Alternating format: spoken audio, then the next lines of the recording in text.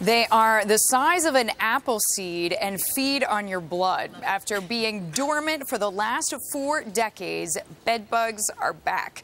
Melissa Long is with us now with a little bit more on this big nuisance, Melissa, that's also becoming a big business opportunity. Good morning, Deirdre. Yes, some real opportunities for people. The business of bedbugs, they're creepy, they're crawly. I've been itching for days ever since starting this research for the report. They've been popping up around New York in shops like Victoria's Secret, Abercrombie & Fitch, and just last week at Google's New York offices. But New York, it's not the only place where we're seeing this problem. They're popping up all around the country. New York, Chicago, Detroit, Denver, and crawling their way out to Los Angeles as well. It's becoming a big business. Let's take a look at the estimated revenue just over the last few years. 2006, we have $98 million, crawling its way up to $258 million. This is for last year. It is a $6.5 billion industry. The dogs are the ones that are actually becoming a growing part of the business as well. I talked to a gentleman out of Florida who trains special dogs. The business for him last year up 60%, this year up 80%. For us as a business, we're seeing an increase in the demand for dogs, and not just one dog. We're starting to find our companies that have 1 or 2 dogs now ordering their 3rd, 4th, 5th dog in order to help them keep up with the demand. So a lot of demand, and Beagles seem to be the best dogs for this task. Why a Beagle, you may ask? They have tremendous olfactory abilities. They have a precision-like ability, like an MRI, this dog trainer told me, to find the dogs. And I should also mention, it's going to come at a cost for someone who wants to bring one on staff, because they really do become employees, $10,000 to $11,000 up front, and then it's a new employee. The cost of maintaining this dog over the years. People are really inquisitive not only about the Beagles, but about anything to do with bedbugs. Google has seen its hits in the last 4 weeks alone compared to last year up more than 180% when it comes to bedbugs. All right, so let's go through some worst-case scenarios. Not that we need to be freaked out anymore, but what if there's bedbugs at your office? You mean, what if they're right here, exactly, right? What do we do? Well, there's a spray. I talked to an exterminator, a 3rd-generation exterminator. He said there's a luggage spray that we should all use. Just spray our bags. Spray, especially, you don't have a hem on your skirt, but if you have a hem on your skirt or your pants, the bugs like to crawl inside there. They like to be cozy and in dark spots, so that's the areas you really need to focus on so you don't take them home from the office. And protecting your home. Okay, well, that's actually another business opportunity out there. A lot of people have mattress pads on for comfort, but there's a special pad you can put on your mattress which zips them in or keeps them out. It's a little bit more than a standard mattress pad. It's about $100 to $150, but it's a plastic liner, and it's going to keep you pretty much safe, but there are obviously no guarantees. And I talked to mattress stores. They said they're flying off the shelves. All right, Melissa, thanks very much. Melissa Long there for us on an itchy story. Eric. They are tiny, the size of a grain of rice. They're hungry. They feed on your blood.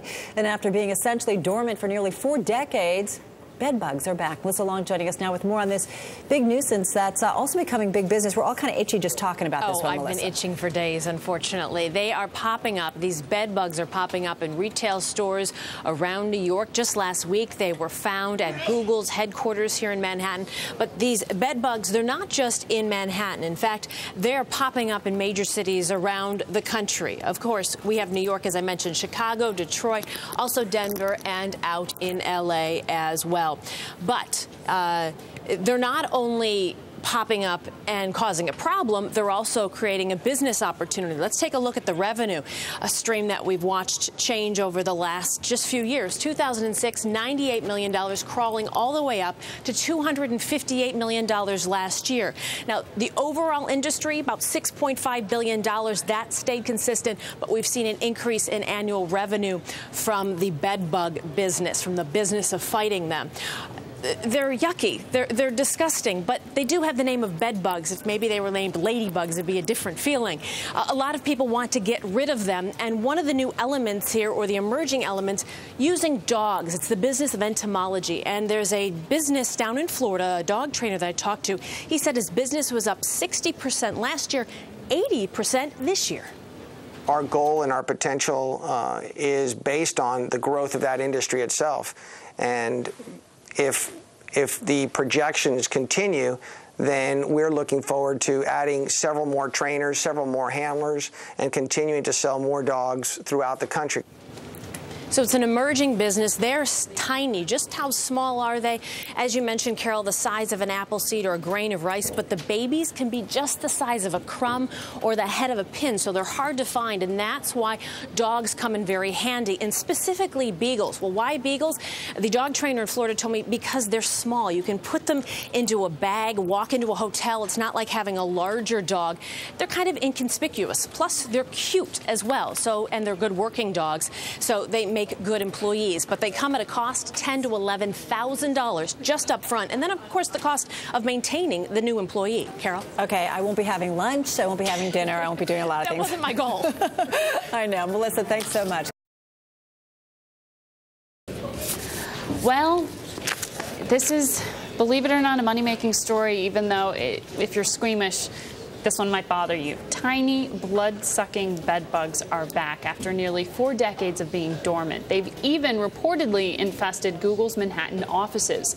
Melissa Long joins us with more on a big nuisance that's also becoming a big business. Margaret, you couldn't even read the words. Clearly you don't like bugs, and you're not alone. They've been popping up in retail shops, Google's New York offices, as you mentioned last week, becoming a big business. Not just New York, however, popping up in major cities all around the country. New York, Chicago, Detroit, out in Denver, and then also out in Los Angeles as well.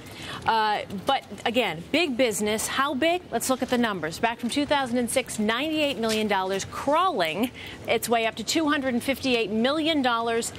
This was for last year. It's a $6.5 billion industry. This part of the industry, though, growing by leaps and bounds. Here's an opportunity to hear from somebody who's training scent-savvy doggies. That's becoming very much in demand right now as well. The increase in bedbug detection dogs in the last 2 years. Last year, we saw an increase of about 60% in our business in that particular division, which is strictly in the area of scent detection dogs and more precisely the bedbug. This year so far, we've had an increase of over 80%. So these dogs have incredible olfactory nerves. It's going to cost you, though, if you happen to put one on your staff, $10,000 to $11,000. Margaret? Wow. All right, Melissa. Thank you. That's going to do it for this hour of In Business. We're moving into the hour in which the European markets close. We'll talk you through them. I'm Margaret Brennan. Stay with me. Scarlett Fu will be with me in just a moment.